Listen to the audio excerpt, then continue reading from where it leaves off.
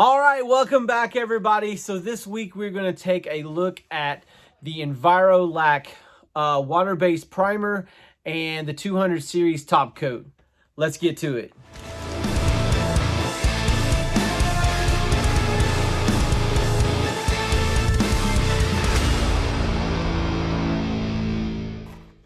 All right, before we get into the video and the testing, I want to talk a little bit about the products in my experience.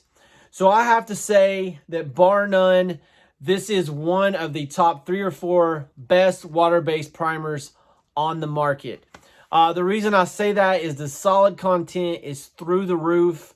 It's probably one of the highest solid content water-based products that I have used. The coverage is great. You can put it wet on wet if you want to. You can also, I've talked with Stefan, you can also add polyaziridine or you can add a hardener to it if you want to bump up the performance. Now I'm going to test that a little bit and we'll see. So the top coat, which this is the 200 series, I put one coat on this. It's a beautiful finish. It has the same aesthetic hand look and feel as what we expect from a lot of the Italian coatings that I'll talk about. So without further ado, let's get into the testing. All right, so we're going to start off with our usual testing. We're going to do the chemical test. Let's do the denatured alcohol. We'll let that flash.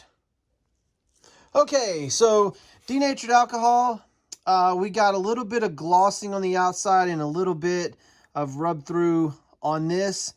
So let's take a look at the lacquer thinner. Here we go. Let that flash. All right, so with the lacquer thinner, we're getting kind of the same thing, burnishing the surface off a little bit. Very good. And let's take a look at the acetone.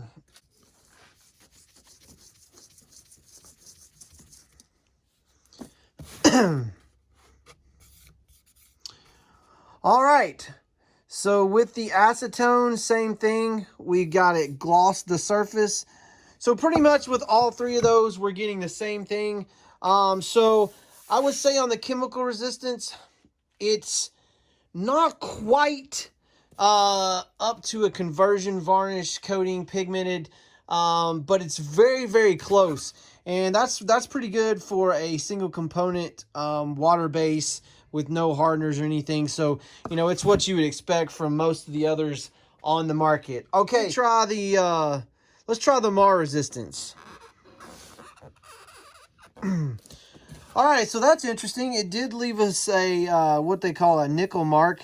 Little bit of scraping through, but it really didn't even dent the surface at all. So let's see if we can get this off.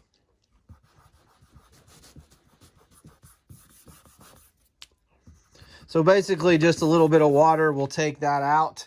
No problem. All right, so let's take a look at the crosshatch. Okay, so we're going to look at the crosshatch adhesion.